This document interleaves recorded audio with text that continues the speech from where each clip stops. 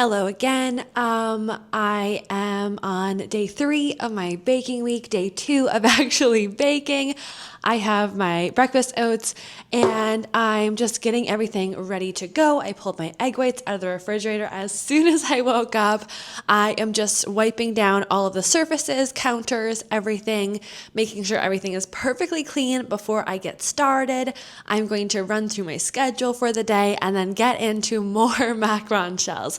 I am going to make another about 8 batches of macaron shells, and then depending on the time, I have a few things that I want to prep for another bake that is not related to macarons that I think I'll put together tomorrow. So hopefully, while some of the macarons are going, especially because I'm not fully filming all of these recipes, I will take some time to weigh out all the ingredients and prep for that around my lunch break, so that in the afternoon, as soon as I'm done with macarons, I can slide right into that next recipe. Then once again, clean up, get ready for tomorrow, dinner, yoga, have a nice little evening to myself, and then tomorrow we will get into the actual buttercream and fillings for these macarons. Usually when I am making a lot of macarons, I won't actually make all the shells at the beginning of the week because I don't have a lot of storage here.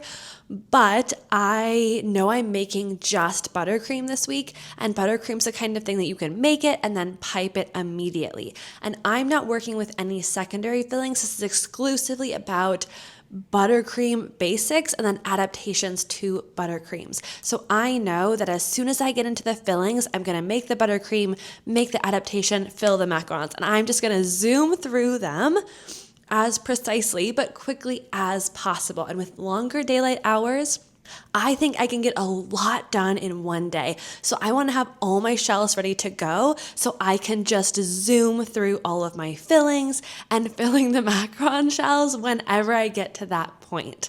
So today is my last day of shells. Usually with other batches of macarons, I would have like one shell a day and I'll make 3, 4, 5 batches of macaron shells. Then the next days I will make fillings, fill them, whatever, and then do another day of shells and do that same thing. But for this, it just made more sense to put all my energy and focus into the macaron shells and then deal with the buttercreams later.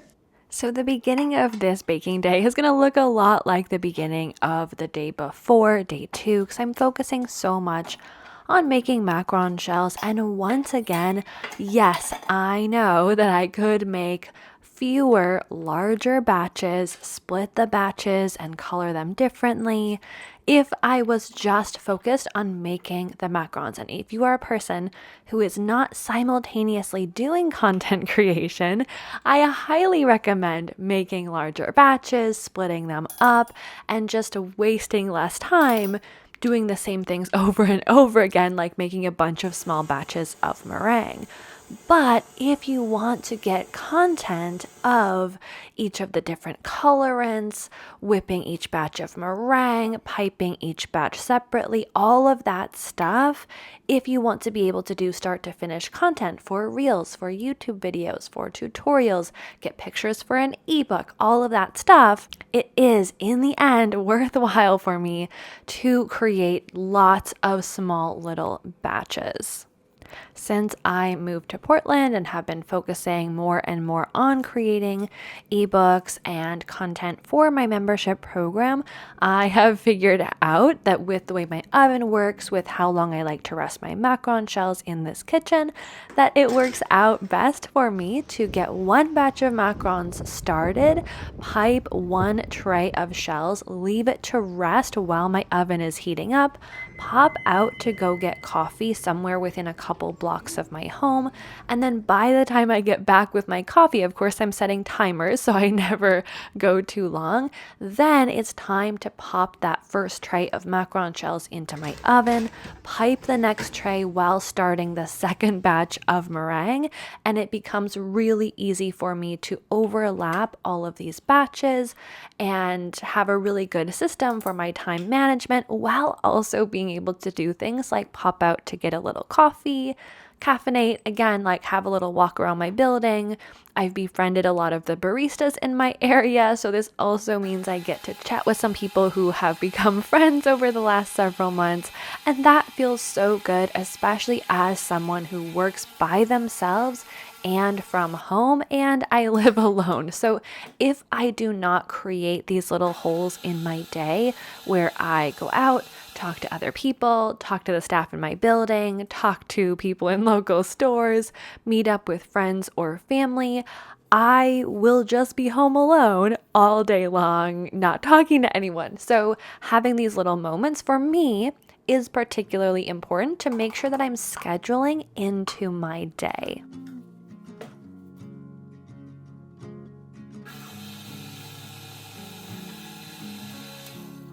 With this batch of macaron shells that I'm working on, this gray batter here, this is for an Oreo macaron that I'm working on, and you can see I am filming this mostly vertically, but I am doing a little bit of horizontal filming as well. I'm going to add it into this video, and then I'm also stopping to take photos. So as you can see, and one thing I really wanted to demonstrate through this day in the life content was that if I just make macarons, it is so fast for me because I have so much practice. It is quite quick. Obviously, I still need to factor in things like the time it takes to whip a meringue and the resting period and the bake time and all of that. But the actual process of making macarons otherwise doesn't take a lot of my time. I can do it quite quickly. But if I am filming, and especially if I'm filming vertically and horizontally and taking photos, there is so much extra time for placing my phone or camera, taking photos of every single step in the process. Even if I don't end up using every single photo or every single angle, every single video, I love having access to way more content than I might need. So if a video doesn't turn out looking really great, or, if there's an angle that I don't love, or if it didn't seem very helpful, or if it was just too long, I have a lot to choose from, but it takes a lot of time to do that. Okay, it's time for my lunch break. I'm 5 batches of macaron shells down. Just like yesterday, I have a little bit of a backup happening right now, so it's a perfect time to stop and have some lunch. Then I have 3 more batches of shells to get to after that. And then hopefully while those batches are resting and baking, I can also get to my scaling projects. It's about noon right now, and I have yoga at 6. So that is the timeline I'm working with for when I'm going to stop working today. So we will see how it goes. But I think I can get everything done today without a problem. Of course, after that, I'm going to do another clean. I'm about to run a load of dishes in my dishwasher. So kitchen is pretty clean, but I definitely will have more dishes in the afternoon to do.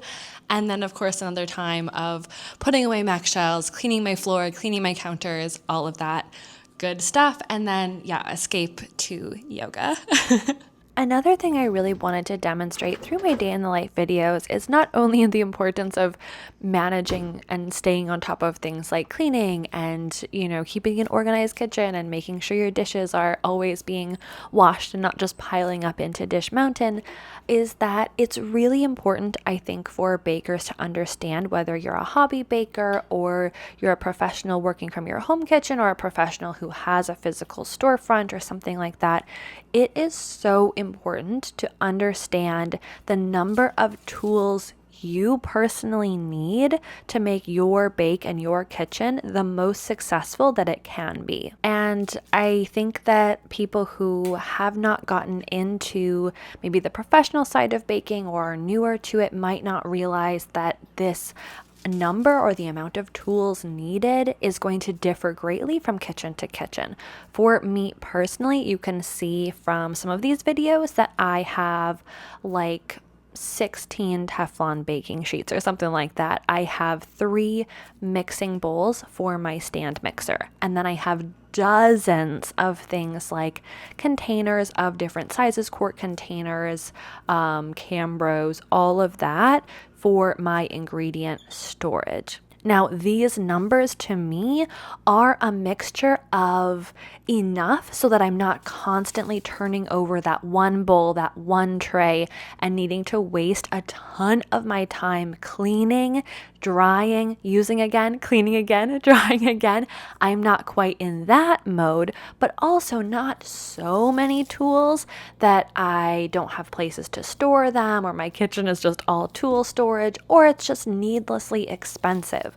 For me, I have found that if I have 3 bowls for my mixer, I can use 2, and then while I'm using the third bowl for my third batch of macarons, I'll clean and dry the other 2, and then once again, I'll get into that habit. Would I love to have 1 or 2 more bowls? Yes. But that's an expense that isn't necessary for my current kitchen, even with the amount of baking that I do. The same with the Teflon baking sheets.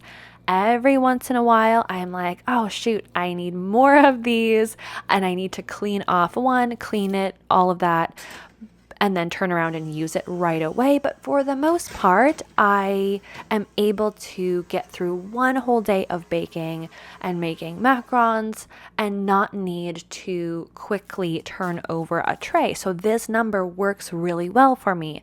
Will I invest in even more Teflon baking sheets in the future? Maybe, that would be nice, but that expense is not necessary to me. Now, for other bakers in other kitchens who have different systems, are baking different quantities, maybe you will need way fewer tools than what I have in my kitchen, or maybe this isn't enough for you. Maybe you need more or a different system, more of any number of things, and it just might be different. So that's something I really wanted to point out and have you keep in mind.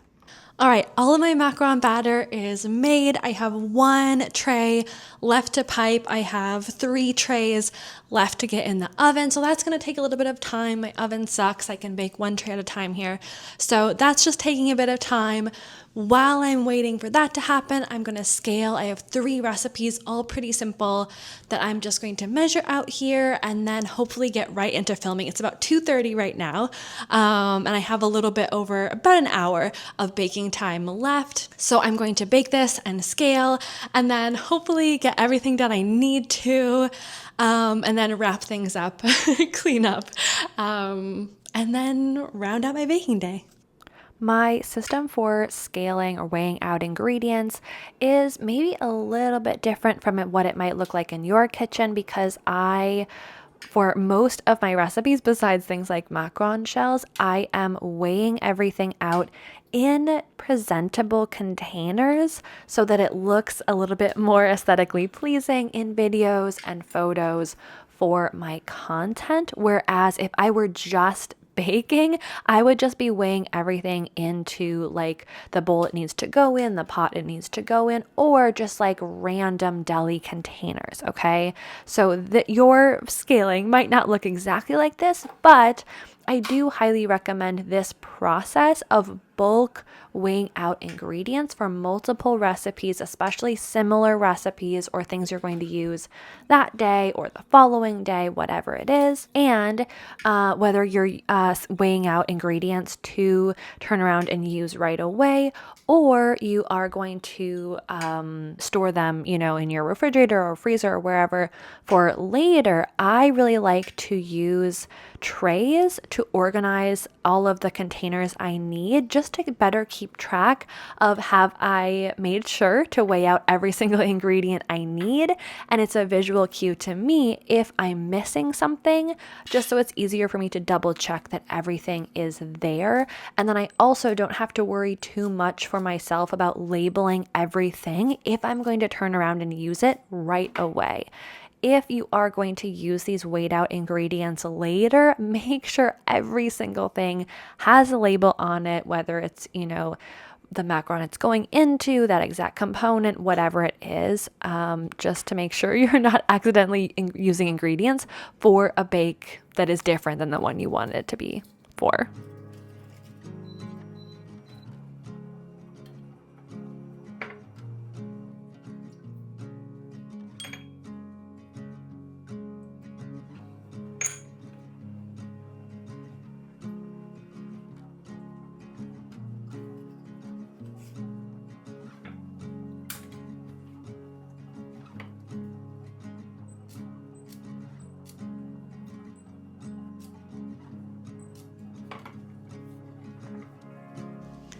Okay, I'm finally done with all of my bakes. As you can see, I have all my macarons here, all of the many, many batches, and I ran out of baking trays, so I have some over here too. But I am done with my baking for the day. I was able to finish all my other projects as well, which was great. They're in the fridge, resting, waiting for tomorrow. I'm gonna do one more round of dishes, go to yoga, eat dinner, a little bit of prep for tomorrow, and I will see you again in the morning. All right, I'm just going to end my day by walking to yoga. I usually go a couple times a week, and it is such a nice way to kind of give my brain the notice like, we are done working now. I'm moving on to something else. Even though sometimes I do still go back to work after yoga, but I'm trying not to do that. Thank you so much for watching this day in my life. Again, I have a few more days left in this baking week coming soon, so make sure to stay tuned for that.